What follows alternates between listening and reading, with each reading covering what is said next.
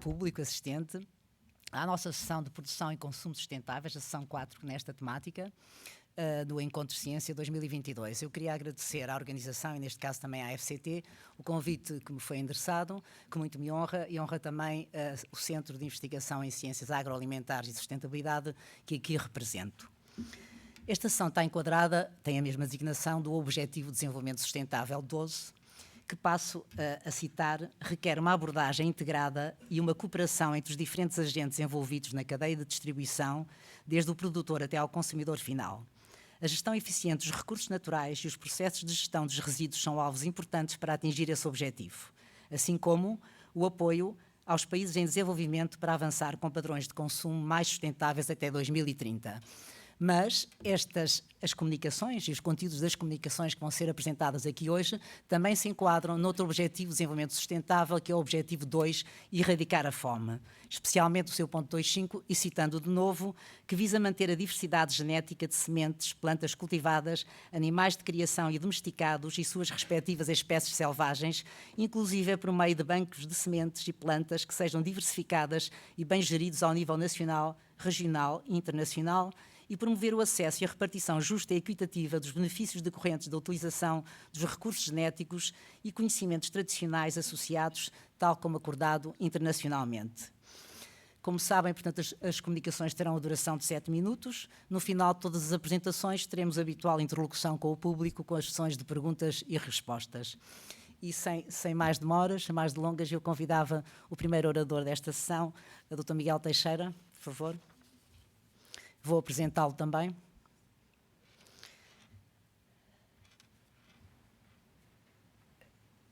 Dr. Miguel Teixeira é engenheiro químico pela Faculdade de Engenharia da Universidade do Porto, tese desenvolvida na Universidade de Maryland, em Baltimore, um doutoramento em Engenharia Química e Biológica pela Universidade do Porto e recebendo o prémio para a melhor tese europeia em Engenharia de Produto pela Federação Europeia de Engenheiros Químicos. Depois de várias funções, no presente é diretor executivo e científico do Laboratório Colaborativo para a Inovação da Indústria Alimentar, o CoLab for Food, sediado em Vila do Conde. Vai apresentar-nos os principais resultados do CoLab for Food, com a comunicação intitulada CoLab for Food, Collaborative Innovation in the Food Industry.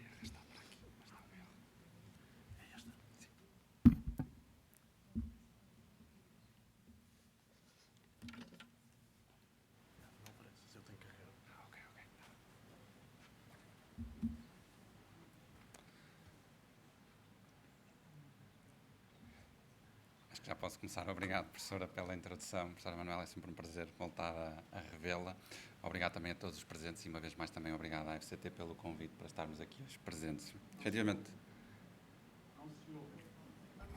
Conseguem-me ouvir agora? Está um bocadinho melhor? Ok.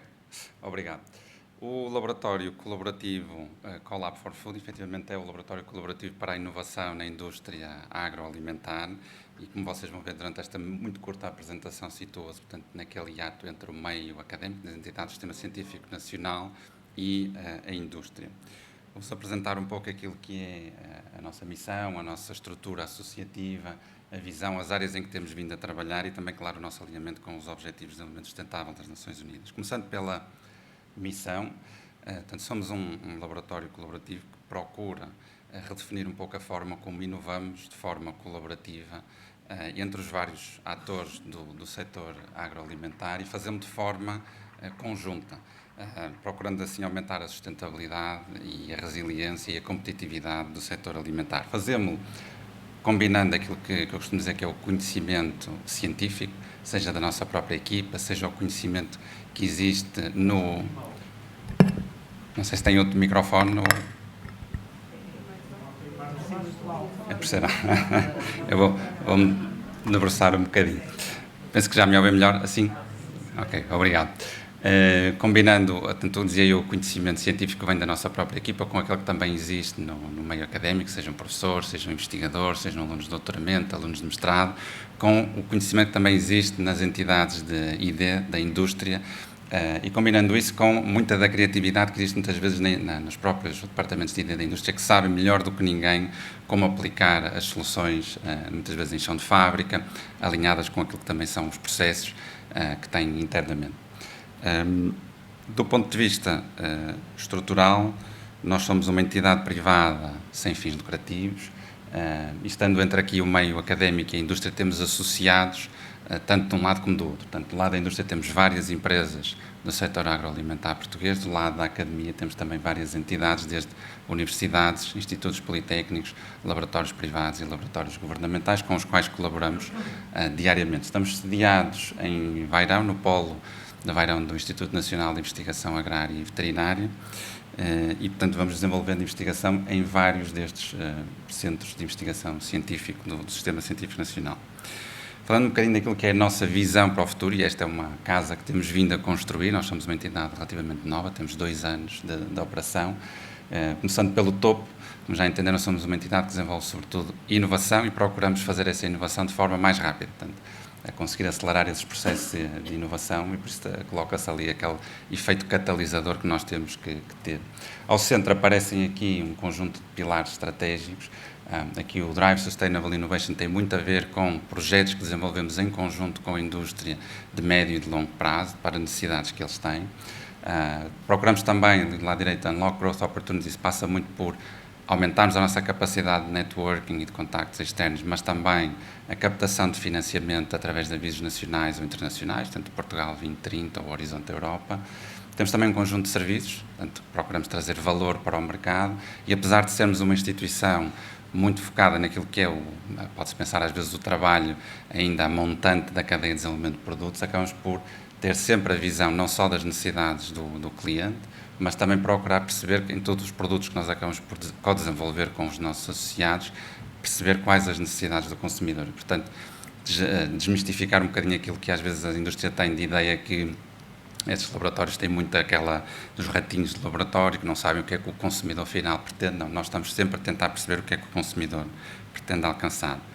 Em termos de áreas temáticas, portanto, vamos desde o elemento mais pequeno, que são os ingredientes, seja através da introdução de ingredientes que não são tipicamente usados na dieta mediterrânica ou na dieta portuguesa, até à formulação, e na formulação trabalhamos em áreas desde a textura, desde a riologia, desde a microbiologia e o shelf life dos produtos, até ao produto final, e no produto final olhamos não só à parte sensorial e à parte organoléptica, mas também àquilo que é depois a parte do clean labeling, redução de ingredientes como o sal ou como o açúcar nas formulações, redução de aditivos alimentares.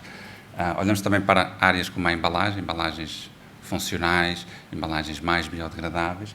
Muitas vezes, para se chegar, claro está, ao produto final, no ponto 4, trabalhamos também com tecnologias de processamento alimentar inovadoras, ou seja, ou que sejam mais rápidas, ou que sejam mais eficientes, consumam menos energia elétrica, e que possam também ter uma pegada de carbono mais reduzida na indústria. E, por último, a quinta área temática prende-se muito com a economia circular e muito alinhada com os Objetivos de Desenvolvimento Sustentável das Nações Unidas, onde olhamos muito para a diminuição dos desperdícios alimentares, a introdução de novos modelos de negócio e também o upcycling de subprodutos na cadeia alimentar. Temos uma equipa de 17 recursos humanos, é uma equipa jovem, 7 doutorados, 10 mestrados.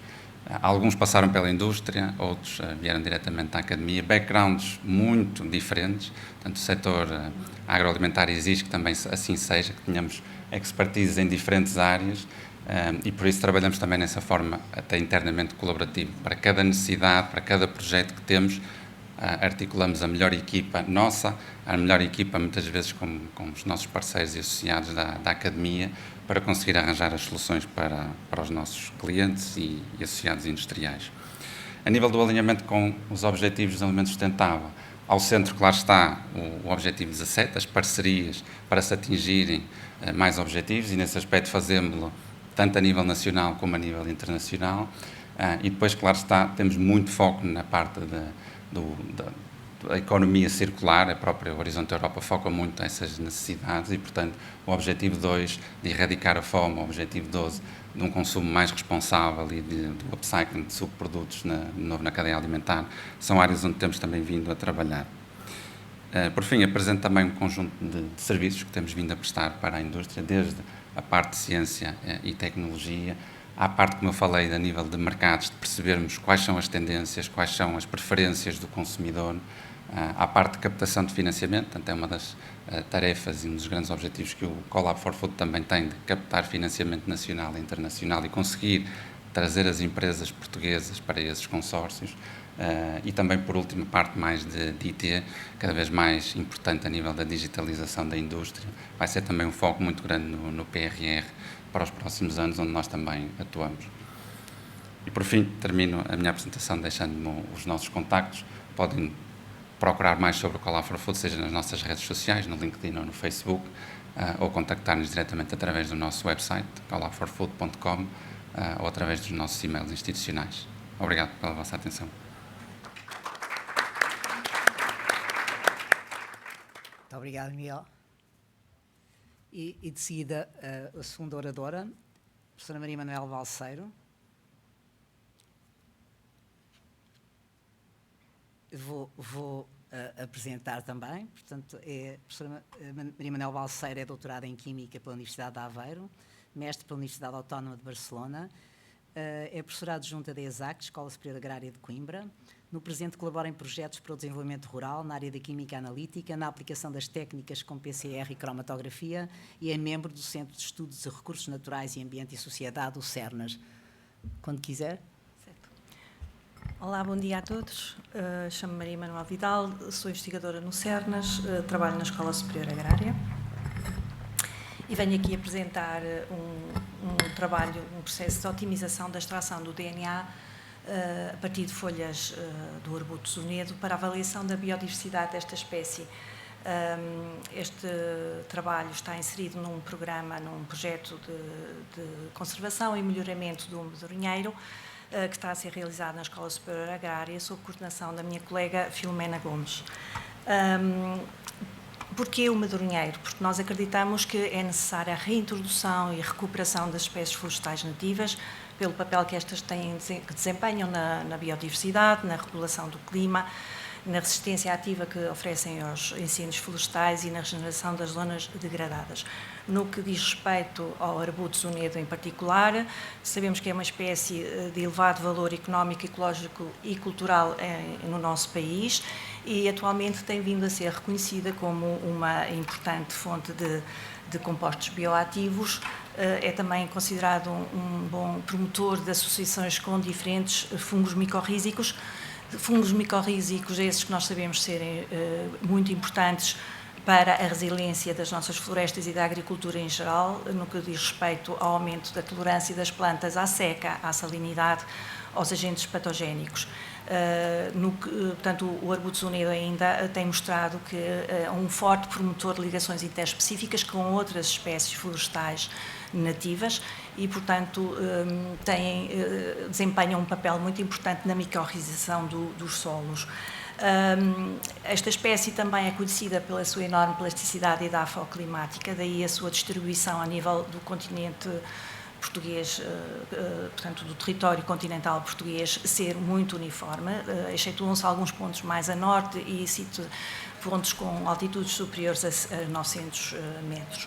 Num processo de melhoramento desta espécie, tem-se procurado selecionar indivíduos que são mais produtivos em termos quer em quantidade, quer em qualidade do fruto. O medronho é um fruto que está a começar a ser muito procurado para consumo fresco, para além das tradicionais compotas, das marmeladas, do mel, das bebidas espirituosas, e quero também ressaltar muitos outros produtos alimentares mais recentes que começam a surgir. Estou a falar do pão de medronho, por exemplo, que é muito bom e, portanto, surgiu há relativamente pouco tempo. No que diz respeito à caracterização genética, nós começámos pela prospeção do material, da colheita e do material vegetal. Nós recolhemos 205 acessos por todo o país, desde o norte até à província do Algarve. Portanto, dada a amplitude geográfica, nós tivemos que fazer a colheita dos frutos para estudos morfológicos e para estudos de índole bioquímica e também recolhemos as folhas para a extração do DNA. Ora bem, isto restringimos a uma época de colheita do material, que é o outono, que é a pior época possível para se recolher as folhas, para a extração do DNA, porque elas acumulam muita quantidade de metabolitos secundários que interferem com a extração eficiente do DNA. Portanto, é necessário remover os metabolitos secundários, e estou a falar de polissacarídeos, polifenóis, proteínas, e, portanto, nós selecionamos, de acordo com a bibliografia, os compostos químicos, como o sorbitol, é um surfactante para a remoção de polissacarídeos, polivinilpirrolidona, que é um polímero, neste caso, com um peso molecular de 40.000, e para as proteínas e polissacarídeos utilizamos um antioxidante, que é o beta-mercaptoetanol. O processo de protocolo de extração da qual partimos é o protocolo mais comum, que é o de Doyle. Portanto, o nosso protocolo 1 foi, basicamente, utilizarmos este método, este protocolo, sem grandes alterações. Portanto, ele consiste em fazer a extração do DNA em uma solução tampão contendo um detergente catiónico, que é o STAB, que é muito importante na lise da célula, das membranas celulares, isto a 65 graus. De resto, respeitamos o protocolo todo, na íntegra. A única exceção foi a introdução do sorbitol. Paralelamente, comparámos com um segundo protocolo em que nós decidimos fazer a remoção dos metabolitos secundários previamente à extração, portanto, separar em 2 passos. Portanto, o material é macerado num tampão a 4 graus, em que nós utilizamos exatamente os 3 compostos que eu referi acima. Depois, a solução tampão é descartada, o material vegetal é ressuspendido agora na solução tampão de STAB, de acordo com o Doyle. Mais uma vez, utilizamos o sorbitol, o beta-mercaptanol e a polivinilpirrolidona. Tivemos ainda que fazer um pequeno ajuste a este protocolo 2, portanto, surge aqui o protocolo 3, que não é mais do que um pequeno ajuste do protocolo 2, com um aumento da concentração do beta-mercaptanol, que passo a explicar.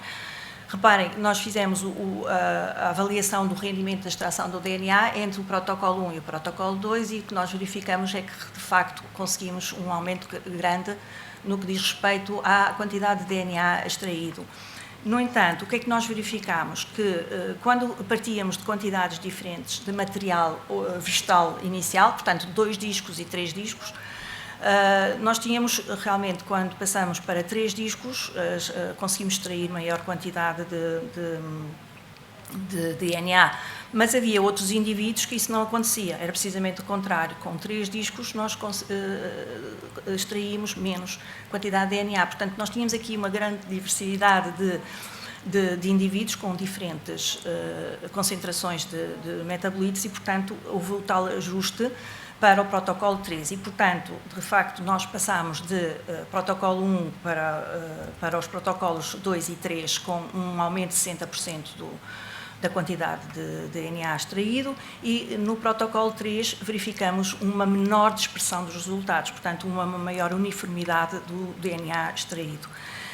Avaliámos também a qualidade em termos de rácios espectrofotométricos 260 a 280, em que nós nos aproximamos do valor limite mais baixo de purificação, e, portanto, a análise estatística mostra que realmente para o protocolo 2 e 3 conseguimos, no 3 particularmente, conseguimos chegar ao valor 2, que já é um nível de qualificação, de qualidade de DNA muito bom. Essa qualidade foi comprovada amplificando o material extraído. Fizemos, portanto, uma amplificação por PCR, portanto, também fizemos que não apresento aqui, mas por eletroforese capilar, e, portanto, o DNA amplificou, e temos aqui um gel de agarose que comprova bandas, fragmentos amplificados com um tamanho entre 500 e 100 pares de bases. Finalmente, portanto, as conclusões gerais é para chamar a atenção de que realmente a pré-lavagem, portanto, separada do processo de extração, é muito eficiente na eliminação dos compostos, de produtos dos metabolitos secundários. Após a pré-lavagem e o tal protocolo 3, com o aumento da temperatura de extração e o beta-mercaptanol, conseguimos um aumento da quantidade de DNA extraído. E a qualidade foi comprovada quer por espectrofotometria, que é o normal, e quer por amplificação por PCR. Muito obrigada pela vossa atenção.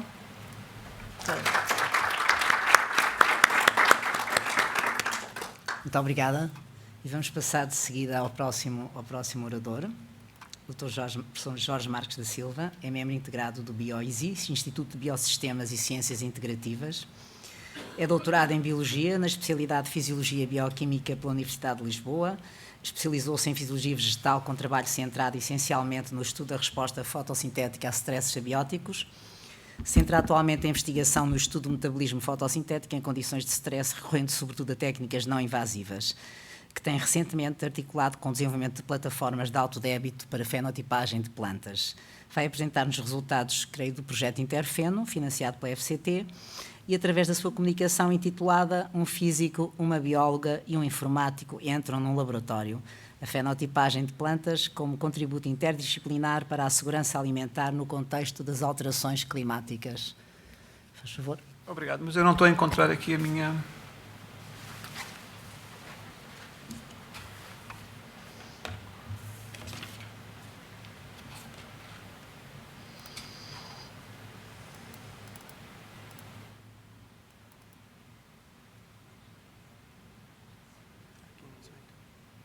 Qual é?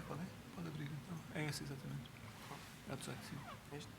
Não. Jorge Miguel. Jorge Marques da Silva.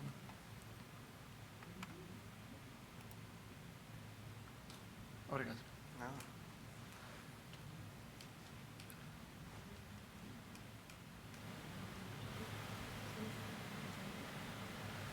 Bom, muito obrigado.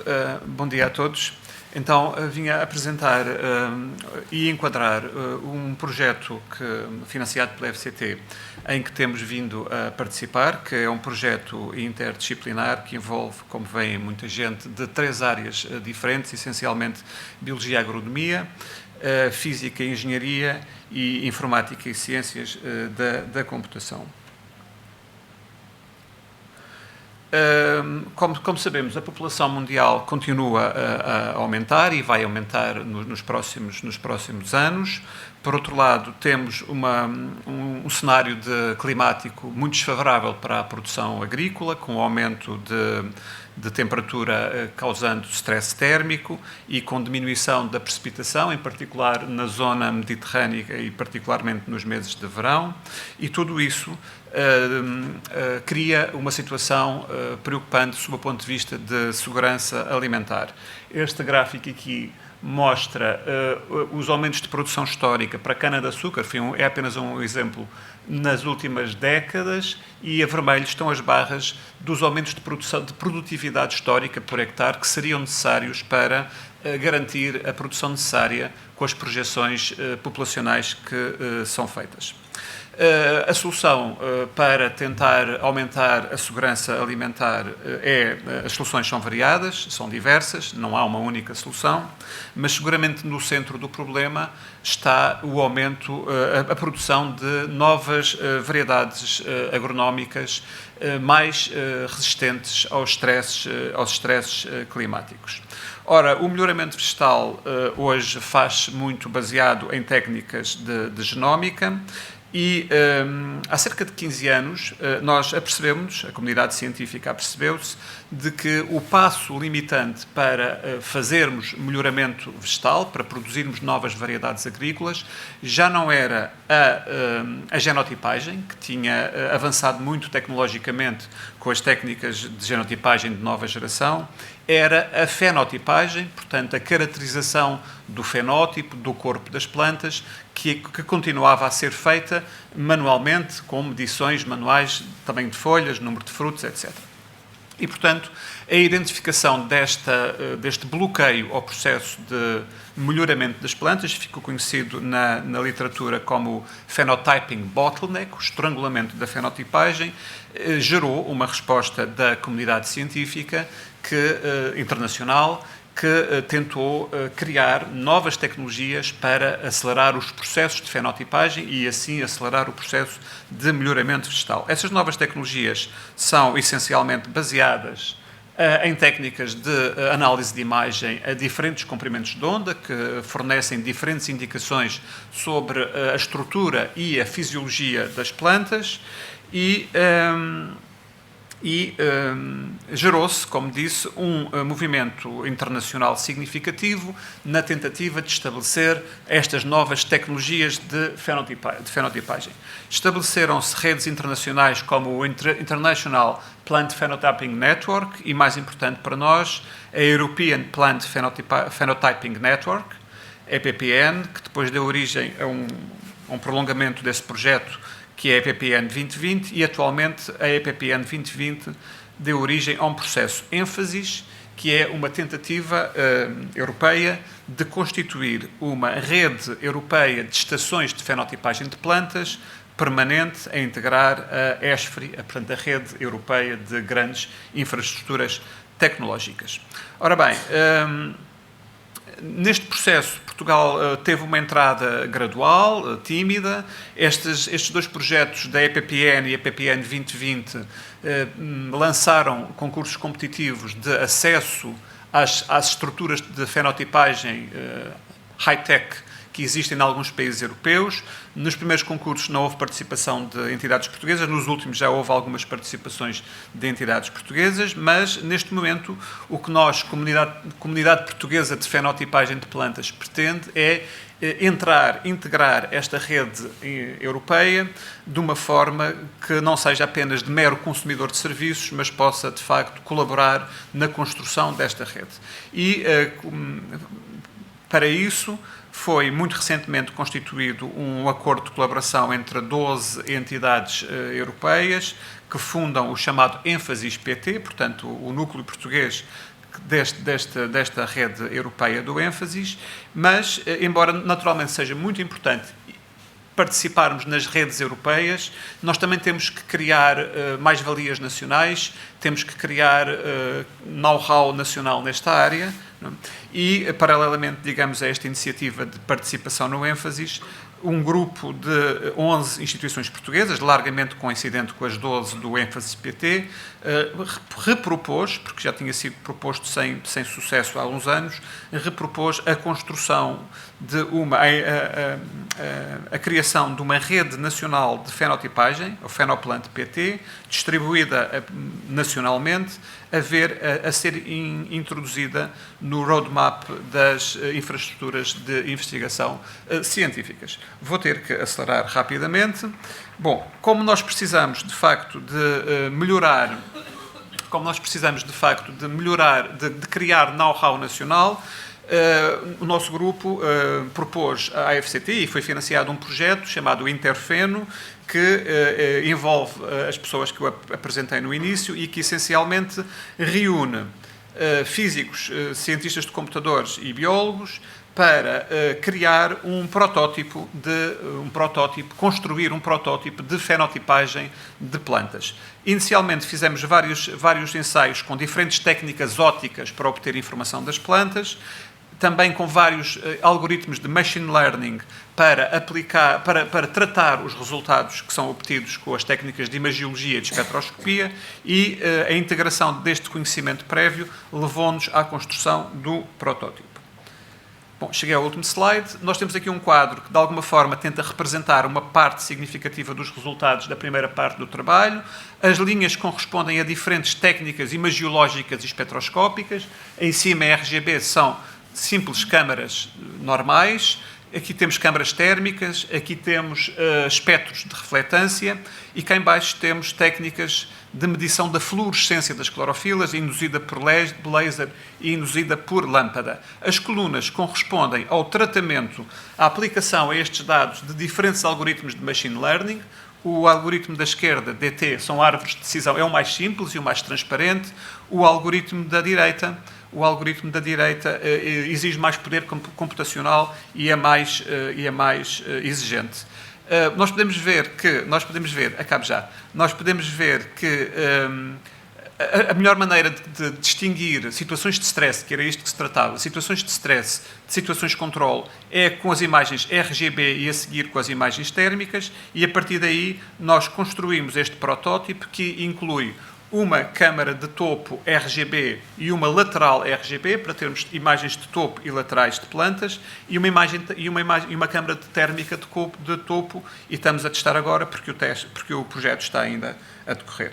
Muito obrigado.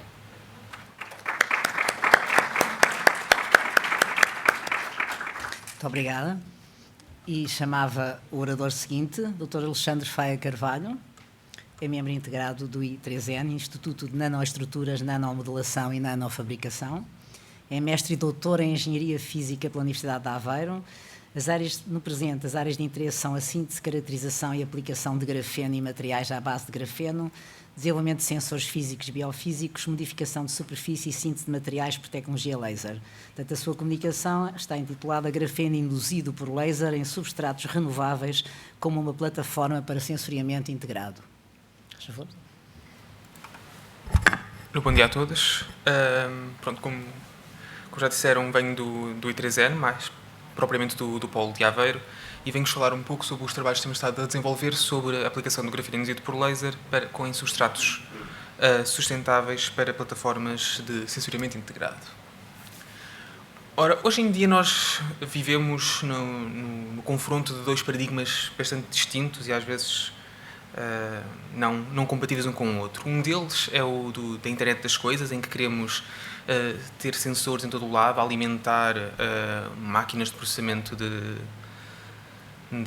dados para nos dar informações sobre o mundo e como otimizar a nossa interação com o mundo no geral. E outro deles é o desenvolvimento sustentável, que, por um lado, o IoT consegue-nos ajudar neste desenvolvimento sustentável, por outro, a proliferação de componentes eletrónicos para esta monitorização em si não será muito sustentável. É, portanto, necessário encontrar materiais que consigam estar em ambos os paradigmas para conseguirmos progredir. Ora, o carbono, por si, já é um material relativamente sustentável, por exemplo, nas suas fases mais normais, como por exemplo a grafite, mas particularmente o grafeno, sendo uma monocamada de carbono, é uma fase bidimensional, condutora deste material, que é particularmente sensível a diferentes tipos de estímulos, quer químicos, quer também físicos. Vamos focar aqui hoje nos físicos. Com particular interesse ainda na transdução mecânica, isto é, sensores de deformação, entre outros. Quer como elemento ativo, quer como melhorador das propriedades de outros sistemas.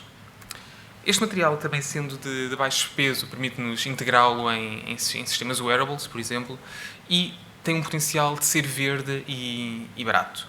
E quando eu digo que tem um potencial, isto na verdade é uma necessidade para, como disse há bocado, conseguirmos estar em ambos os paradigmas que vos falei. Ora, como suprir esta necessidade? Temos de olhar primeiro para os métodos de produção do grafeno.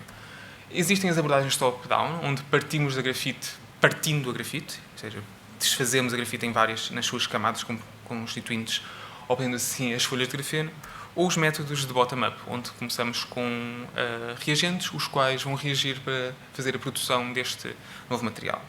Entre estes, o que vos venho falar aqui hoje é a indução de grafeno por laser, que basicamente funciona da seguinte forma. Temos um substrato no qual é irradiado um laser. Este substrato tem que ser um substrato com carbono, obviamente, e o laser, ao incidir nesse substrato, vai criar um plasma que não só vai aumentar a temperatura do material, pirolizando, mas proteger o material que está a ser processado da atmosfera, deste modo impedindo a sua oxidação. E assim temos uma pirólise completa de um material grafítico, basicamente, que são as espumas de grafeno induzido por laser.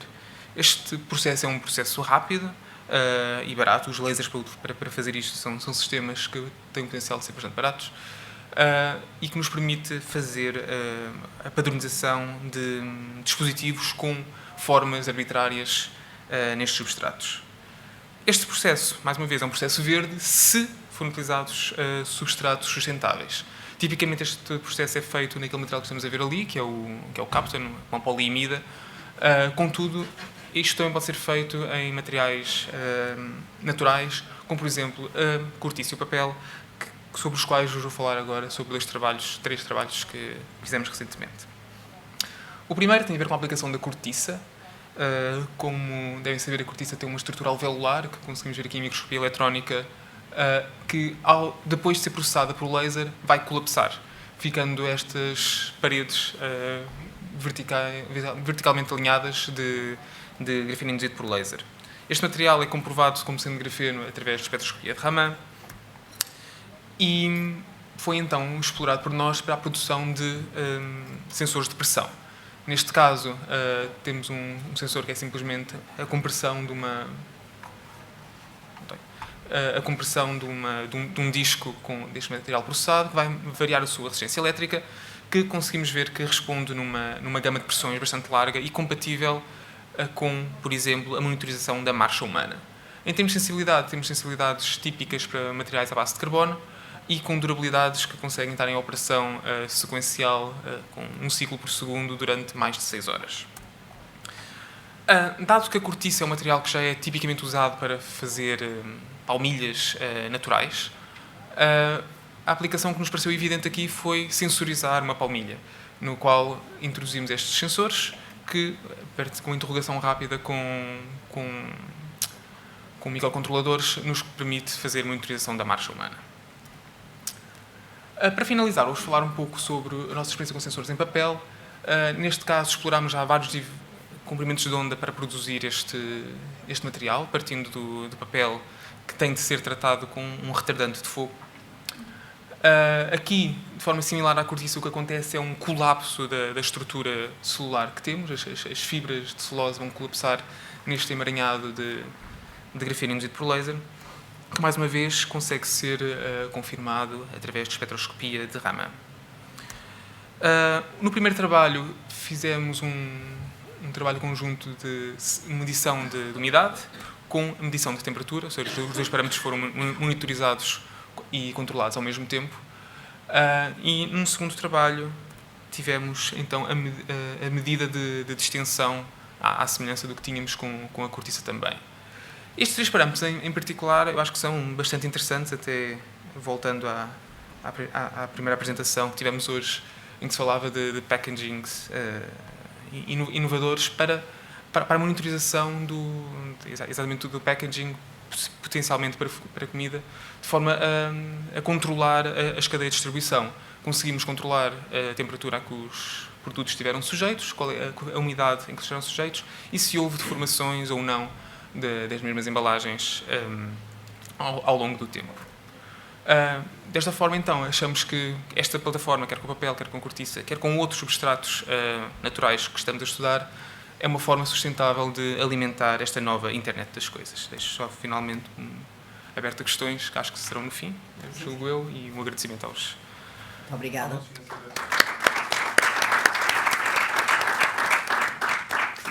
E convidava o próximo orador, o professor Luís Telo da Gama. O professor Luís Telo é coordenador da equipa de recursos genéticos animais do CISA, Centro de Investigação Interdisciplinar em Sanidade Animal. É licenciado em Medicina Veterinária pela Escola Superior de Medicina Veterinária da Universidade Técnica de Lisboa, é mestre e doutor em Animal Science pela Universidade de Nebraska, nos Estados Unidos, e é professor catedrático da Faculdade de Medicina Veterinária da Universidade de Lisboa. É ainda secretário-geral do Programa Ibero-Americano de Ciência e Tecnologia para o Desenvolvimento, o SciTED. Os atuais interesses de investigação são a análise da diversidade genética, utilizando ferramentas moleculares e demográficas, programas de melhoramento genético e estratégias de melhoramento em espécies pecuárias, identificação de marcadores genéticos associados a características de produção e qualidade. Muito obrigado. Bom dia a todos, muito obrigado pelo convite para estar aqui presente. A minha apresentação vai ser assim um pouco uma interseção entre história e genética, tentando perceber até que ponto é que aquilo que tem sido o historial dos portugueses e dos ibéricos em geral na expansão de recursos genéticos poderá ser de utilidade para o nosso futuro, mais ou menos incerto, né, face às alterações climáticas. Eu penso que todos sabem que o intercâmbio, digamos, há 500 anos atrás, há cerca de 500 anos, aconteceu uma revolução alimentar no mundo com intercâmbio de alimentos que não existiam dos dois lados do Oceano Atlântico. Concretamente, aquilo que hoje em dia todos nós achamos que é a coisa mais normal do mundo, que é comer uma picanha no Brasil, ou ver um índio a cavalo, ou ver uma ovelha a produzir lá no Uruguai, era uma coisa que não existia há 500 anos, porque estes animais não existiam lá. Da mesma forma, não existia do nosso lado do oceano, não existia feijoada, porque não existia feijão, não existia pizza, porque não havia tomate, não existia chocolate. Portanto, de facto, o que aconteceu nessa altura foi, talvez, a maior revolução dos hábitos alimentares da história da humanidade. Essencialmente com transposição de vegetais do continente americano para o continente europeu e desde o feijão, à batata, ao milho, ao tomate, etc. E no sentido inverso, os europeus, concretamente os ibéricos, levaram animais que não existiam lá. Vacas, ovelhas, porcos, galinhas, etc. De facto, foi uma das coisas mais surpreendentes que aconteceu quando, do descobrimento, quando a chegada do Colombo, concretamente, o Colombo pensou que tinha chegado à Índia e o que ele encontrou eram animais que ele nunca tinha visto. De facto, havia coisas totalmente novas, muitas espécies selvagens, havia alguns animais já domesticados, de facto, os camelídeos, o peru, a cobaia, o cão, enfim, mas poucos animais, mas nada daquilo que eles estavam habituados do lado de cá, no continente europeu. E, de facto, o Pedro Vaz de Caminha, na carta que escreveu ao rei de Portugal, dizia qualquer coisa como: eles, os índios, não lavram a terra nem criam animais. Não há aqui boi ou vaca, cabra, ovelha ou galinha, ou qualquer outro animal que esteja acostumado ao viver do homem. E não comem senão deste inhame, de que aqui há muito, e dessas sementes e frutos que a terra e as árvores de si deitam. Ou seja, foi uma coisa que eles estranharam imenso, é que não havia animais domésticos a que eles estavam habituados do lado de cá. Então essa foi a primeira decisão, foi, na segunda viagem do Colombo, foi logo levar animais, em 1493, foi levar os animais domésticos ibéricos para o continente americano. E aqui uma coisa interessante é que os primeiros animais que foram levados das Ilhas Canárias, o que estabelece aqui uma ligação com a África, que pode ter influência depois no património genético de que vamos falar adiante. Estes primeiros animais, então, foram na segunda viagem do Colombo, muito poucos animais de cada vez, e desde logo o primeiro risco grande que acontecia aqui era a viagem, quer dizer, a viagem era tormentosa e não é fácil levar animais, se não é fácil levar pessoas, muito mais difícil é levar animais, porque imaginem um cavalo que cai, que vai num barco destes, quando cai parte uma pata, automaticamente não sobrevive, quer dizer, não há forma de ele chegar vivo ao destino. De tal forma que este mar aqui entre a Península Ibérica e as Ilhas Canárias, portanto, que era o primeiro trajeto que eles faziam, era conhecido como o Golfo das Éguas, precisamente porque morriam muitos animais que eram depois largados ao mar e apareciam a flutuar.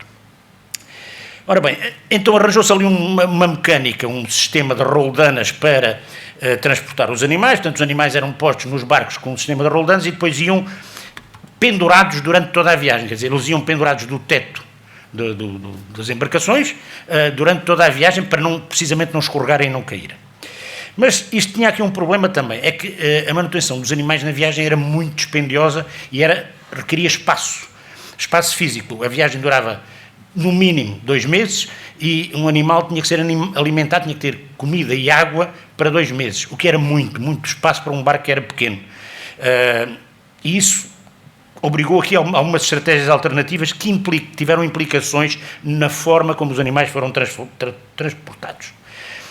Quais foram as estratégias que foram adotadas? Desde logo, foi fazer a viagem em 2 etapas, sempre. Os portugueses faziam a primeira etapa até Cabo Verde e depois daí para o Brasil. Os espanhóis faziam a primeira etapa até às Canárias e daí depois para o continente americano. Uma outra estratégia que teve implicações é que eram animais pequenos que eram transportados. Animais pequenos que eram essencialmente ou animais jovens ou então animais de raças mais pequenas, quer dizer, daquilo que existia, que era muita coisa e muito diferente, foram escolhidos os animais mais pequenos para ser transportados, porque tinham menos custos associados. É claro que daqui resultou que, dos poucos animais que foram, é claro que eles seriam representativos apenas de uma parte da diversidade que existia. Digamos que, pensa-se que a melhor estimativa no que diz respeito à espécie bovina é que foram levados talvez, há quem diga 300 animais, há quem diga 1000 animais, mas digamos entre 300 e 1000 foi o que foi levado daqui para o continente americano. Claro que isso teve consequências genéticas em termos de efeito fundador e da chamada deriva genética. Estes animais acabaram por entrar no continente americano. No caso dos espanhóis, entraram praticamente sempre pelas Caraíbas e depois daí difundiram-se para a América do Norte e depois para a América do Sul e vieram depois aqui ao longo dos anos para chegar até à Argentina. No caso português, entraram diretamente no Nordeste e na zona de São Paulo, foi onde esses animais entraram. E depois acabaram por se encontrar de um lado e do outro, como é evidente. os animais, ao entrarem, expandiram-se muito rapidamente, quer dizer, não havia nada que impedisse, não tinham que competir com nada, portanto era multiplicar-se até ocupar o território todo. E, portanto, houve uma expansão muito rápida. Esta é uma imagem de um livro de 1577 no México, em que já aparecem aqui uma série de animais domésticos que não existiam lá na altura. Ora bem, o que é que acontece? 500 anos depois, o que é que se encontra no continente americano? Depois desta ida, com o primeiro lote de animais a entrar em 1493, o que é que encontramos hoje em dia? Daquele grupo original que entrou, eles que vieram provavelmente, certamente da Península Ibérica e provavelmente com alguma influência africana, porque quer Cabo Verde, quer as Canárias teriam influência da África, mas estes animais depois tiveram que se dispersar e adaptar, e aqui é que é o ponto fundamental, eles tiveram que se adaptar a um conjunto enorme e muito diverso de condições ambientais, que vão desde o deserto do México até a planícies luxuriantes na Colômbia, às pampas argentinas ou ao sertão do Brasil, enfim, depois temos aqui vários casos, desde o Texas ao Panamá, à Colômbia, ao Rio Grande do Sul, à Patagónia, onde os animais tiveram que se governar nas montanhas da Patagónia, e, enfim, de Flórida, etc. O Pantanal brasileiro, os desertos do México. O que nós vemos é que, a partir de um grupo muito restrito de animais, e este é que é o segredo da história, a partir de um grupo muito restrito de animais com uma origem comum, eles divergiram e tiveram que adaptar-se a um conjunto muito diverso de circunstâncias e de condicionalismos ambientais, climáticos, orográficos, etc.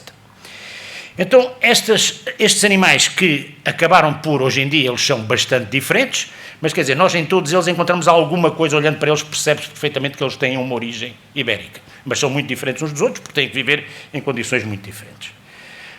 Então, estas raças, que são chamadas as raças crioulas, digamos assim, o que resta do que foi levado pelos ibéricos, apresentam enormes potencialidades num contexto de alterações climáticas. Isso permitem-nos precisamente investigar quais são os genes e quais são os mecanismos envolvidos na adaptação a estes diferentes territórios e aos condicionalismos. Obrigado. Já vou acelerar muito mais então ainda. Ora bem, o que é que nós temos andado a fazer? Há muitos anos que estabelecemos um programa de cooperação com colegas espanhóis e latino-americanos, onde andamos a estudar estas raças, há mais de 15 anos que andamos a estudar estas raças crioulas das diferentes espécies, sobretudo bovinos, até agora, sobretudo com marcadores neutros, marcadores genéticos neutros do tipo microsatélites, que nos indicam, sobretudo, a estrutura populacional, mas não necessariamente quais são os mecanismos genéticos envolvidos na adaptação. Essa é a próxima etapa. Temos uma amostragem muito ampla destes animais. Trabalhamos com DNA mitocondrial, com cromossoma, marcadores do cromossoma Y, com microsatélites, como eu referi há pouco. Identificámos uma clara influência africana direta, que era uma coisa que não havia a certeza, falava-se que deve haver alguma influência africana, de facto há marcadores de animais africanos nos animais da América Latina. E, por último, então, o que nós estamos a ver agora é que, a partir de uma base comum, os crioulos envolveram-se em regiões geográficas muito diversificadas, em que a adaptação ao meio é um mecanismo fundamental e, portanto, nós aqui podemos fazer um pouco aquilo que tem sido feito noutras espécies. Por exemplo, isto é uma pesquisa de marcadores associados com a adaptação, à domesticação, desculpem, quando comparamos o javali com o porco em cima. Quando comparamos o javali com o porco, estes são marcadores associados com o processo de domesticação. Ou quando comparamos o cão com o lobo, estes são marcadores associados com o processo de domesticação. Nós podemos fazer a mesma coisa com os animais de diferentes regiões da América Latina. Esta é uma outra abordagem, a chamada Landscape Genetics, em que tentamos investigar a dispersão da diversidade genética num território e perceber até que ponto é que determinados marcadores estejam mais associados com determinado território ou não. São duas abordagens complementares que nos permitem, de facto, ter uma melhor imagem e esperamos que daqui possa resultar um melhor conhecimento dos genes e regiões do genoma que estiveram envolvidos dos mecanismos de adaptação destes animais crioulos, e isto é particularmente importante num contexto de alterações climáticas como aquele em que vivemos. Muito obrigado pela vossa atenção e desculpem o excesso de tempo. Muito obrigada. E convido a próxima oradora, a doutora Cristina Azevedo, é diretora do Departamento de Biopesticidas do Inove Plant Protect, o laboratório colaborativo sediado em Elvas. É doutorada pela Universidade de East Anglia, Reino Unido, John Innes Center, e vai apresentar a comunicação intitulada Desenvolvimento de produtos de proteção de plantas para o controle de fitopatógenos. Não está... Desculpe.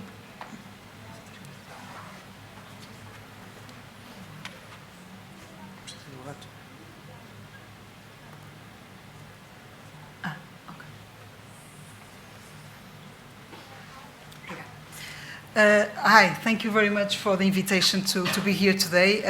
I'm afraid I prepared the presentation in English because I thought it would be more people that wouldn't speak Portuguese. So I'm Cristina Azevedo, and I am director of new biopesticides department at Inov Plant Protect, which is a new collaborative lab in Elvas. And today I'll be telling you about the development of plant protection products to control phytopathogens.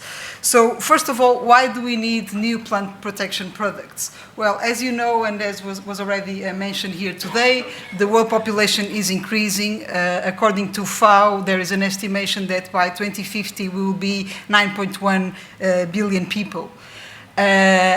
To have food security for all these people, we need to increase food production by around 70% to be able to feed everyone. One of the factors that affects food production is the losses that are due to plant pests and diseases. And these losses can account for almost between 20 and 40%. And depending on the crops and of the pathogens, it can be as high as 100%.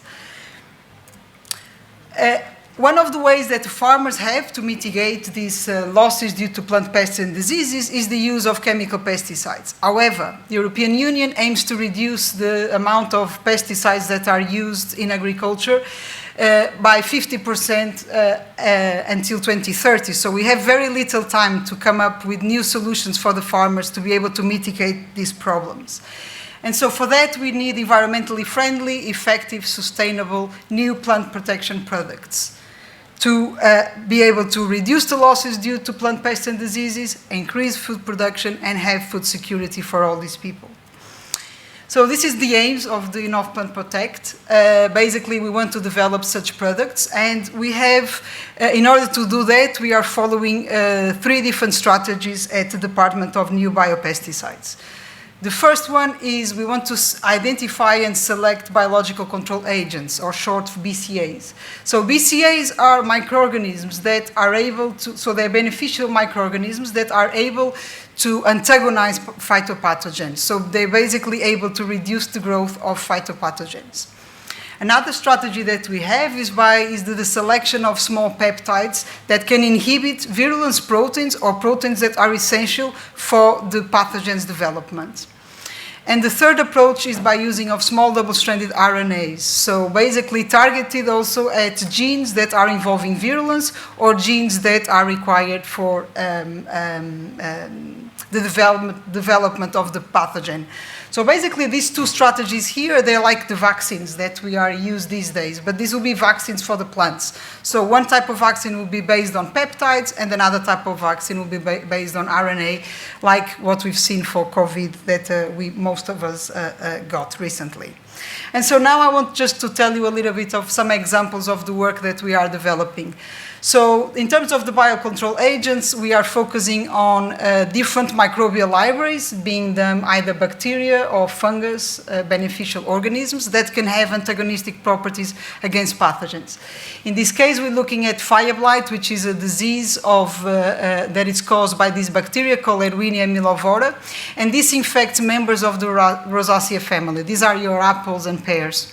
And as you know, here in Portugal, we have a great production of Rocha pear, and this disease is very prominent and can lead to losses up to 100%. And these are the kind of symptoms that you see is literally, that looks like the plant has been totally burned, and there is no cure for this disease. And so one way that we're looking at is doing this, what is called dual plate assays. So we have libraries of bacteria that we screen against our Erwinia millovora. So we grow the bacteria on a plate, and then we inoculate it with other beneficial bacteria, and then we look for inhibition halos. So these halos here looks that the bacteria has been, basically is not able to grow because there is something being produced by this bacteria that is inhibiting its growth. So this is an in vitro study and is worth what it's worth. So then we need to move to an in vivo situation. And this is what you would observe. So we have here pears that have been just mock inoculated, just with water or buffer. These pears have been infected with Erwinia mellivora, so the pathogen, and you can see here that the pear is totally as rotten. And this is what you observe when you inoculate your Erwinia mellivora with your biological control agent. In this case, is this bacillus that we've isolated here. And you can see that the symptoms are quite reduced in an in vivo situation. The other strategy, so for small peptides, we are following it for another disease. And this is also a disease caused by another bacteria. In this case, it's Xylella fastidiosa. You might have heard about it. This is a bacteria that infects more than 600 species of plants, and a lot of these plants with great economic importance for Europe, for worldwide, and also for the Alentejo region, which is olives and almonds. And the losses can be up to 100%. So Xylella fastidiosa is a quarantine organism, so it's the most important plant disease in Europe these days. And this is a xylem channel that it's infected. You see here, this is the bacteria. It basically completely clogs the movement of nutrients. So in this case, what we've done a bioinformatic pipeline to identify potential targets for to select peptide inhibitors against. We have 5 different targets, and at the moment, what we are doing is we are selecting them by a technology called phage display, which I can explain if anyone wants to know about it. And once we have the peptides, so we are at this stage at the moment of selection. Once we have the peptides that inhibit Xylella growth on a Petri dish, we can test it in vitro, in planta, and then we can formulate it. Last, we have the double-stranded RNAs. In this case, we are looking at rice blast disease. So this is a fungus that infects rice. It's called Magnoporta oryzae, and you have losses between 30 and 60%. This is a photo here in the Mondego region, and this is the kind of symptoms that you observe with Magnoporta. We've also done a bioinformatic pipeline to identify targets to develop this double-stranded RNA against. We have 11 different targets, and now we are constructing this double-stranded RNA that will eventually be sprayed onto the plants and test for the infection with the Magnoporta to see if we can mitigate the symptoms associated with the Magnoporta. And this is it. So this is our team and our contacts. If you have any questions, I'll be happy to answer them. Thank you. Thank you. Muito obrigada. E o nosso último orador, Dr. David Lermoth, diretor do Departamento de Formulações e Desenvolvimento de Processos do Inovplant, Protect também, portanto, o laboratório colaborativo sediado em Elvas. É doutorado em Química Aplicada pela Universidade de Strathclyde, Glasgow, Reino Unido, escocês. Viver em Portugal há vários anos, tendo exercido diversas funções em empresas de inovação tecnológica, de que saliente ter sido diretor de investigação da Química Bial no Porto, portanto saliente, porque enfim vem daquela região, não é? Vai-nos apresentar a comunicação intitulada Encapsulamento de Biopesticidas para Proteção de Plantas. Não passa, David, tem que ser para tudo. Ah, é? É só para os...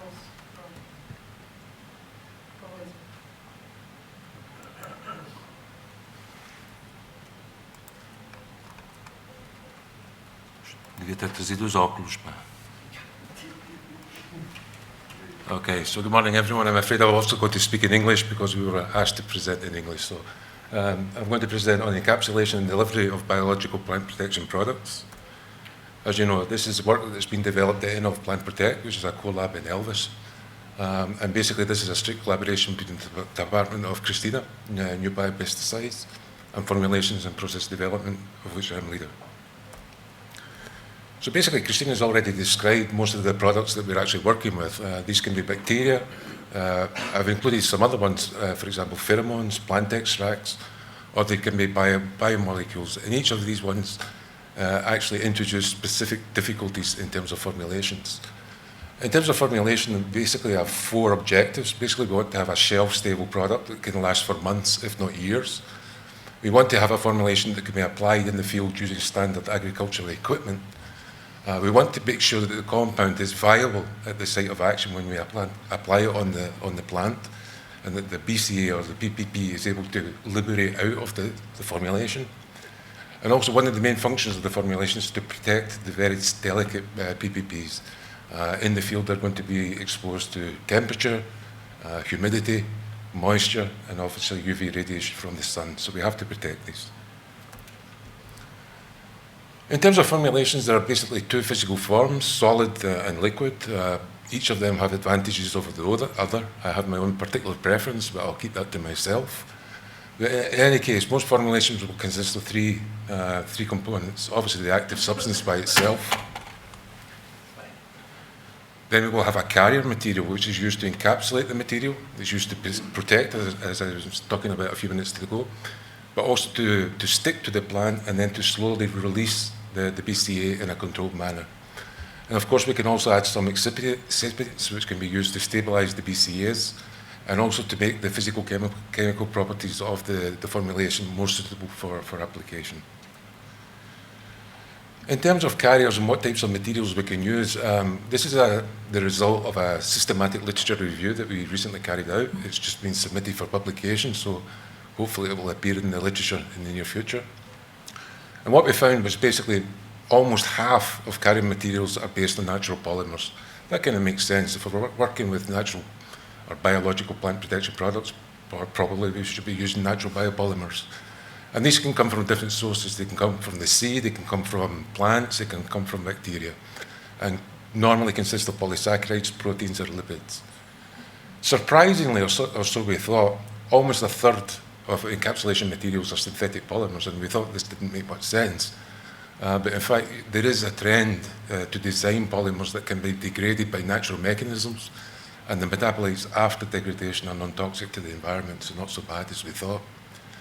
And the third class, which is fairly well represented with about 20%, is inorganic materials, which are based on metals, carbon, and mesoporous silicon nanoparticles, which can be modified chemically if required.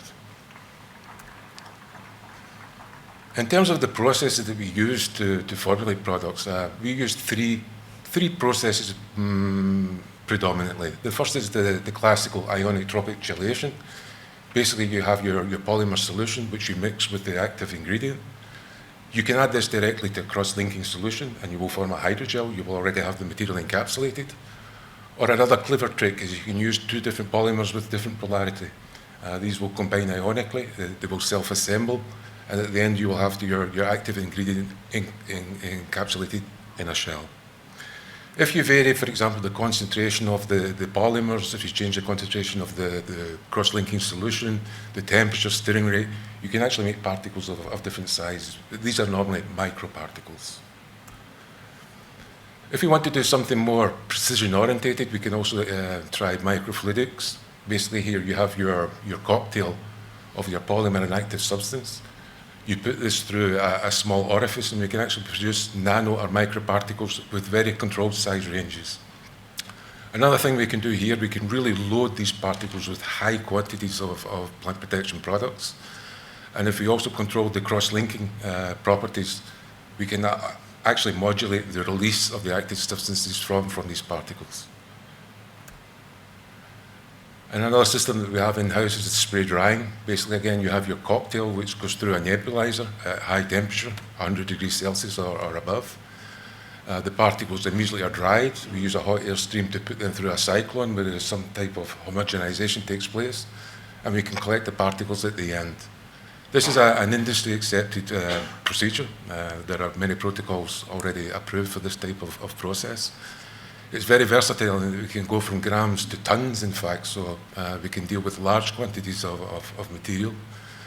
And again, by changing the parameters of temperature, the air flux, and what have you, we can actually make particles of different sizes. Okay, it's my last slide, thanks. I just want to finish with a personal perspective of what are the major challenges for us at Inov Plant Protect, and other institutions are doing similar things. Obviously, the technical aspects that I've just spoke about. I think also scalability is going to be a problem. We have to make kilos of stuff per hectare for certain applications. And another aspect which isn't commonly considered as economics. Here we're not talking about pharmaceuticals or biologicals. We're talking about products which are very cost sensitive, and the formulation itself cannot really add too much value to the overall cost of goods for these products. So basically that's what I had to say to you today. These are the contacts. If you want to send us any questions afterwards, we'll be happy to answer them. Thank you.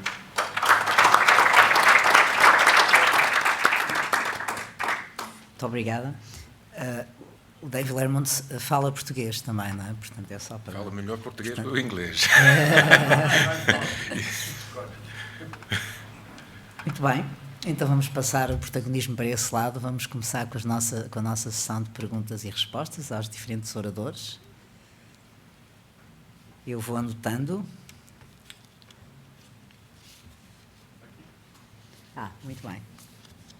Eu queria fazer uma pergunta para o David, que é qual é a eficiência da aplicação desses compostos, dessas nanopartículas, em termos de uma aplicação, se calhar também um caso para a Cristina, em termos... Tenho que repetir tudo? Não?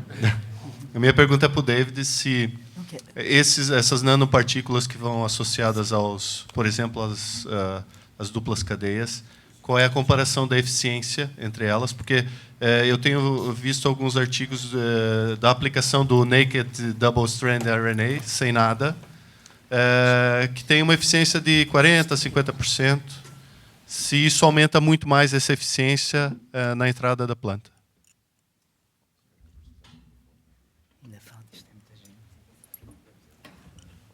Em português, certo? É uma boa pergunta. Isso é uma coisa que vamos ter que avaliar experimentalmente com os VCRs todos, juntamente com as formulações. É uma coisa, uma aspecto que não quis falar muito, mas nós estamos a procurar biomateriais que, por si, também podem acrescentar alguma coisa à eficácia do VCR. Pode ser outro modo de mecanismo, mas para já é tudo segredo e não quero revelar muitos detalhes.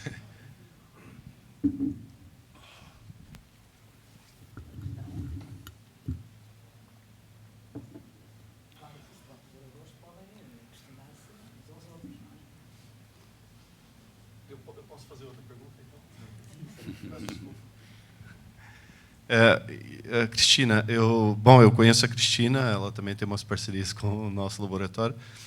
A questão da legislação é uma questão que me preocupa, porque ela não é específica, a legislação europeia. Há alguns pareceres positivos para esse tipo de técnicas que foram encomendados pela EFSA. Você pode adiantar aqui alguma coisa, se há algo mais específico ou ainda está como eu, não sabe de grande... Não, neste momento ainda... Obrigado, Patrick. Neste momento, sei tanto como tu, mas a verdade é que, em termos de estratégia, o Innovplant Protect quer fazer inovação e, por isso, quer estar à frente da legislação.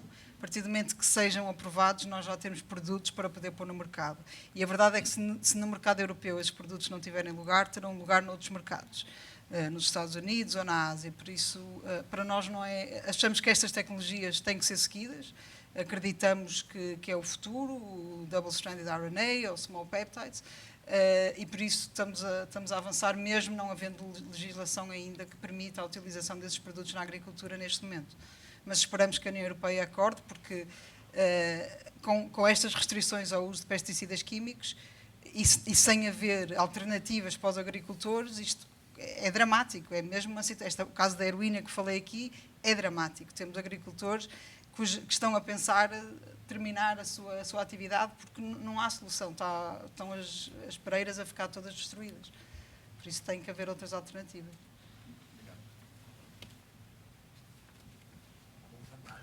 Mais perguntas? Vão ter que trabalhar. Não, eu tenho aqui uma pergunta, eu peço desculpa que não me lembro o nome da investigadora. Maria. Eu também tinha uma para si. A questão de terem feito a amostragem a questão de terem feito a amostragem em outubro foi por alguma razão específica? Sim. Porque disse que a parte dos metabolitos era complicada? É que nós temos uma equipa pequena e a colheita do material vegetal foi feita toda ao mesmo tempo. Fruto, que é em outono. Ok. Tinham que fazer o fruto. E tivemos que apanhar a folha também.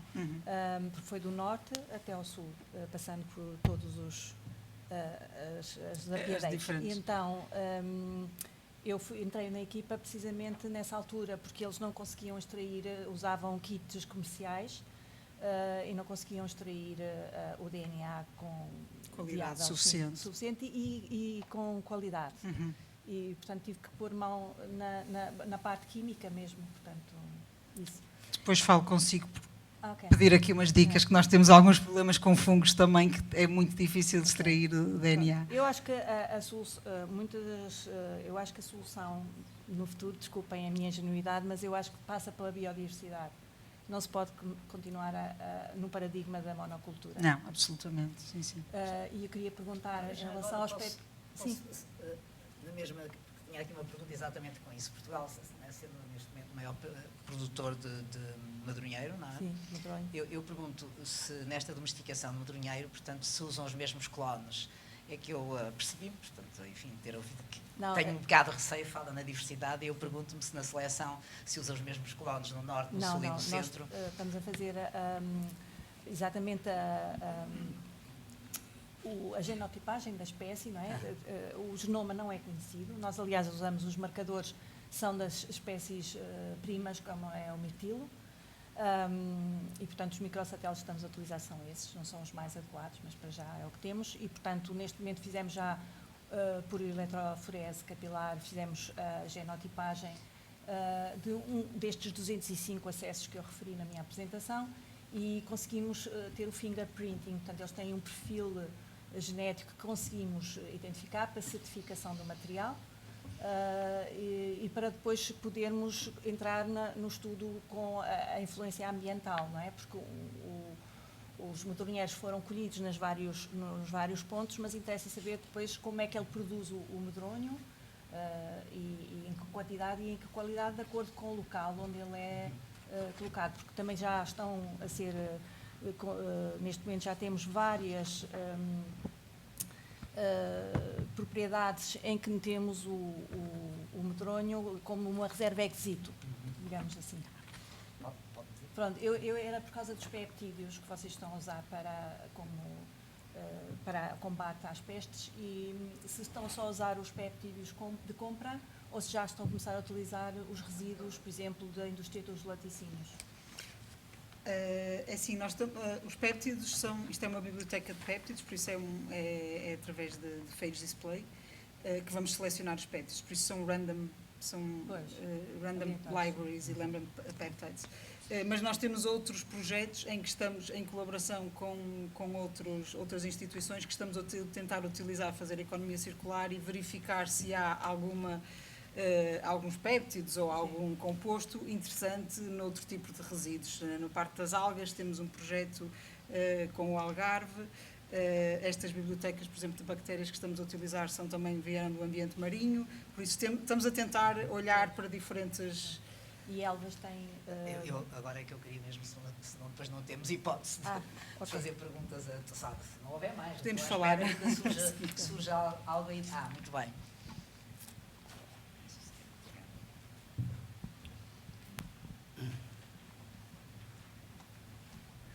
Muito obrigado. Queria fazer uma questão ao professor Luís Telo.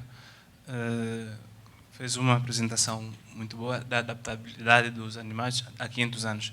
A questão é, será que o modelo que foi utilizado dessa adaptação pode servir de referência para a readaptação nas atuais condições com as mudanças climáticas e do aquecimento global?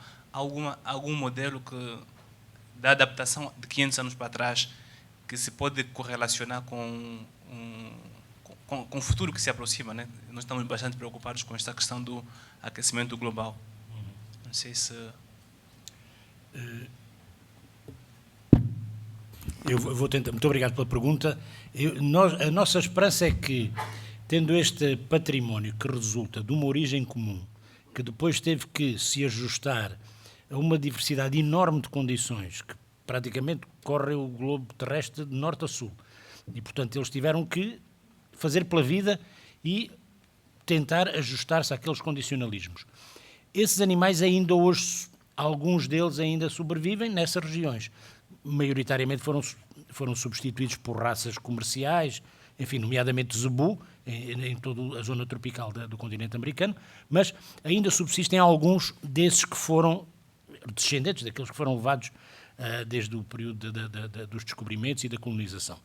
A nossa expectativa é conseguir encontrar marcadores genéticos que permitam identificar, enfim, os mecanismos de adaptação ao deserto do Novo México ou às montanhas da Patagónia. Quer dizer, como é que a partir da mesma origem os animais tiveram, que mecanismos é que eles desenvolveram para se ajustar a cada uma das coisas. Claro que isso inclui também algum deep phenotyping, roubando aqui a ideia dos nossos amigos das plantas.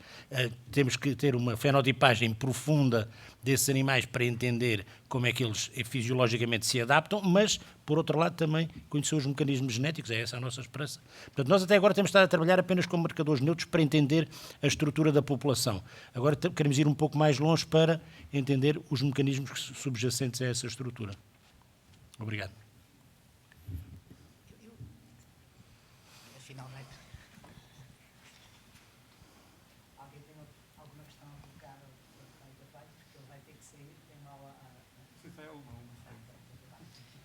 Fazer uma pergunta ao Dr. Miguel, da Collab for Food. Reparei que um dos associados é uma empresa de sensores e a minha pergunta é se quando fazem a detecção nas embalagens, que tipo de detecção é que fazem? E se não seria interessante pensarem em detecções em que pudessem ter mais do que um tipo de resposta, ou seja, plataformas multissensoriais que vos pudessem dar respostas não só físicas, mas também químicas dos produtos que embalam, enfim, portanto, de um produto alimentar qualquer, e, portanto, pudessem ter uma resposta mais rica a várias alterações que possam ocorrer no produto.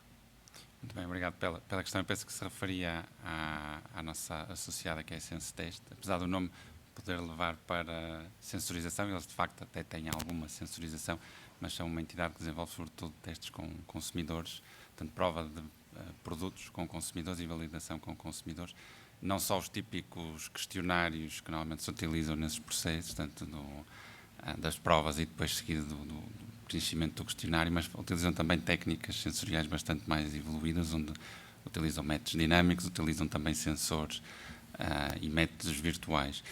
Mas pronto, respondendo à questão a nível da parte das embalagens e de sensorização, outros dos nossos associados, nomeadamente associados mais do setor académico, têm vindo a fazer inovação nessa área da sensorização das embalagens, daquilo que é mais o meu conhecimento. Se calhar a professora Manuela poderá também depois complementar, mas nomeadamente no NIA aplica-se muito tecnologias para funcionalizar as embalagens para que consigamos ter tempos de prateleira maiores do que aqueles que temos hoje em dia, e aí poderão passar pelo combate a micotoxinas, por exemplo, e a utilização de extratos naturais para combater essas micotoxinas nos alimentos e conseguir então aumentar o tempo de prateleira nos supermercados, por exemplo, né? Portanto, aumentando assim, diminuindo a carga microbiológica e aumentando o tempo de validade dos produtos. Essas são algumas das tecnologias onde temos vindo a fazer estudos, nomeadamente com o INIAB, mas certamente haverá outras tecnologias que se utilizam já para a funcionalização das embalagens. Não sei se... Também. Para prolongar ainda mais, claro. Eu desculpem esta parte, mas nós temos aqui um problema que eu digo sempre que a nossa Academia de Ciências não funciona e temos aqui o uso de sensoriamento e de sensorização, em português. Estamos todos habituados sempre a estar em inglês, isto já está, não é que eu não falo, mas acho de facto nós temos que ter de facto termos claros para não estarmos aqui sem encapsulação, encapsulamento, sem sensorização, sem sensoriamento. E temos aqui esta questão que eu gostava de colocar, não sei se alguém, porque eu não conheço, sei noutros países que as coisas funcionam de determinada maneira, aqui não sei a quem recorrer quando muitos termos que nós adotamos vêm do inglês. É preferível usar o inglês, ou quando estamos a usar este anglicismo, que sei lá, eu sou de sensorização ou sensoriamento. E então? Eu tive 22 anos no Reino Unido, por isso não sou a pessoa ideal para responder essa pergunta. É exatamente uma questão que eu acho que é importante termos uma uniformidade de termos num léxico, que é supostamente científico, não é? Muito bem. Eu disse que ia fazer, embora já lhe tivessem questionado, mas vou deixar, portanto, nesta pesquisa dos oradores, foi fácil chegar aos oradores. Eles são conhecidos, portanto, estão no mundo do Google. Eu pesquisei e queria falar sobre o seu livro recentemente publicado há um mês, Genética e Melhoramento Animal, e eu queria falar também de uma questão importante que foi focada hoje de manhã nas conferências plenárias, que é a questão de comunicar ciência, de podermos usar, mais uma vez, neste caso, não o léxico científico, mas uma aproximação que capte interesses e estimule a aproximação do vulgo, do comum, de tudo, à ciência. É o que fez também nesse livro, na sua apresentação, de certa forma, fez no seu livro da Bertrand, editado pela Bertrand, não por uma editora científica, mas uma editora conhecida nacional, a todos os níveis. Eu agradeço a publicidade, confesso que não estava a contar com isso, mas já agora. Deixe-me só fazer uma pequena correção. Ela está o livro penso que estará à venda na Bertrand há muito pouco tempo, porque ele foi publicado no mês passado, mas a editora é Escolar Editora. Efetivamente, é um livro utilizado no ensino, eu utilizo no ensino, enfim, e que tem a particularidade de vai ser agora lançado com uma adaptação para o Brasil, porque a terminologia deles não é a mesma que nós, e vai ser feita também uma versão em espanhol, que já está traduzida e, portanto, vai ser publicado pela editorial Acribia, enfim, para o mercado tanto europeu como americano. Eu confesso que sempre tive, ao longo da minha vida, a preocupação de tentar traduzir para os utilizadores finais alguns conceitos que são muitas vezes difíceis, mesmo para nós. Quer dizer, trabalhar em genética não é uma coisa particularmente fácil. E explicar aquilo a um criador de vacas que muitas vezes tem um nível de escolarização não muito elevado, não é fácil, mas sempre fiz um esforço muito grande nesse sentido e toda a vida trabalhei tanto com universidades, com centros de investigação, como com associações de criadores, que é onde muitas vezes nós podemos auscultar as verdadeiras preocupações das pessoas, que muitas vezes têm pouco a ver com aquilo que nós achamos que é a coisa mais importante do mundo, que é o nosso umbigo. Mas essa interação permanente acho que é fundamental e confesso que fiquei muito agradavelmente surpreendido porque praticamente todas as comunicações iam muito nesse sentido da aplicação do traduzir para o público, enfim, em geral, aquilo o que é que a ciência lhe pode dar para seu benefício, não é?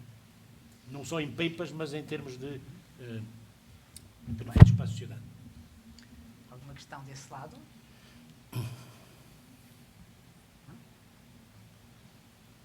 Eu vou colocar uma questão.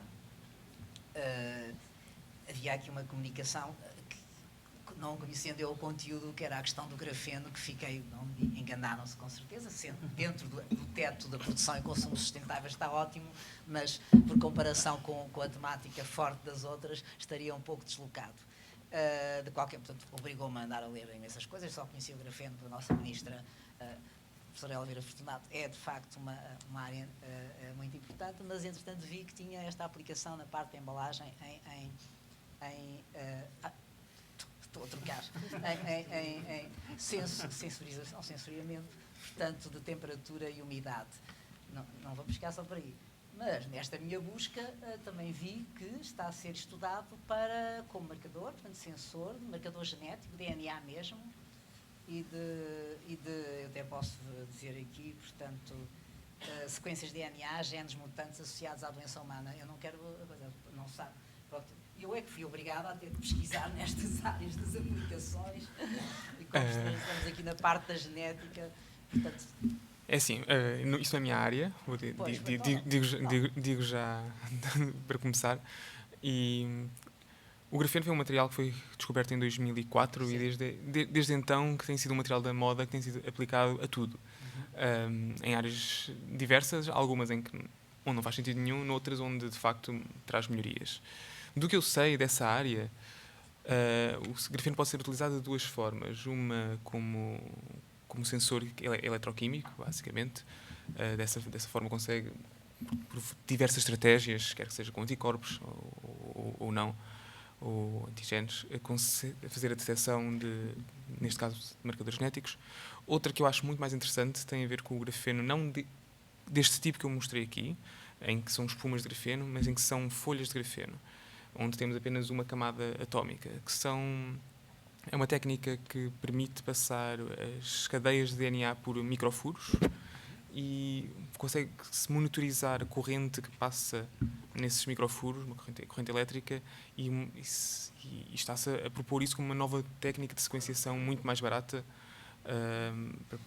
para ser utilizada.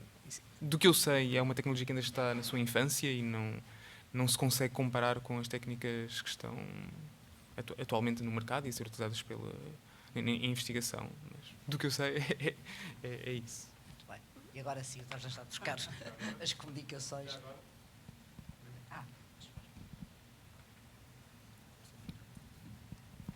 Já agora, aproveitando a introdução do Alexandre, eu não vinha tempo de assistir à apresentação, e a minha abordagem é diferente. Eu venho da química, portanto, é um físico. Na utilização do grafeno, falou dessas monocamadas, monofolhas, mas quando nós estamos a utilizar grafeno em várias aplicações, como por exemplo catálise, fotocatálise e tudo mais, há propriedades que são intensivas e extensivas. E a questão do número de folhas é importante. Atualmente há algum processo fácil, e com este fácil com duas aspas muito grandes, de nós podermos, de certo modo, quantificar o número de folhas quando falamos dos seus fill layer grafene. Quantas folhas é que eu tenho? Como é que eu faço isso? Ora, isso é muito específico, sim. Isso é um dos grandes dramas da investigação no grafeno, porque toda a gente diz que tem grafeno e diria que se calhar 70% das publicações que saem que se fala em que tem grafeno, que não temos grafeno. Temos, de facto, grafites ou nanografites, onde temos a exceder as 10 camadas do que é a definição dos fill layer graphenes. O processo simples depende. Se estivermos a falar de filmes de grafeno, aí o processo mais simples será por transmissão óptica. Na maior parte dos casos, consegue-se fazer uma relação direta entre a transmitância óptica e o número de camadas. No caso de flocos de grafeno, de dispersões, há muita gente que usa microscopia de força atómica. Eu, pessoalmente, acho que não é a técnica mais eficiente para fazer isso. Acho que a microscopia eletrónica de transmissão e contar as camadinhas é a única forma de garantir que temos, de facto, fill layer grafeno, ou se temos nanografites ou outra coisa qualquer. O que fica tudo muito mais complexo é quando se utilizam óxidos de grafeno. Na verdade, aquilo que eu apresentei ali, o grafeno induzido por laser, em termos estruturais, é mais semelhante a um óxido de grafeno reduzido do que a grafeno puro. Existem alguns grupos de oxigênio e azoto ainda presos ao grafeno. Aqui torna-se muito mais complicado, e é isso aí só mesmo a microscopia eletrónica de varrimento, de transmissão, é que nos consegue dar alguma informação.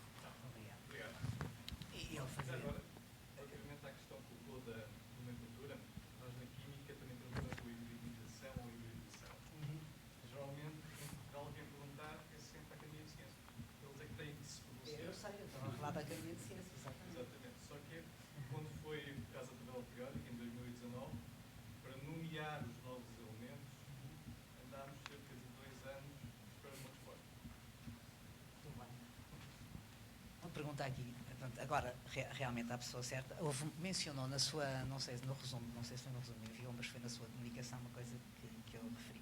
Eu notei aqui que diz que menciona, entre outras vantagens da plataforma de fenotipagem de plantas de alto débito, a existência de um potencial mercado, a CPLP. Sim? Eu acho que estamos aqui no... É isso.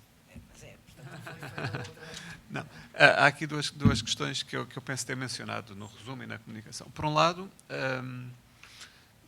nós, o Innovplant Plotec, muitos parceiros em Portugal querem fazer fenotipagem, de facto. E para isso poderiam aceder, para fazer fenotipagem indoor, poderiam simplesmente pertencer às redes europeias e aceder às estruturas europeias.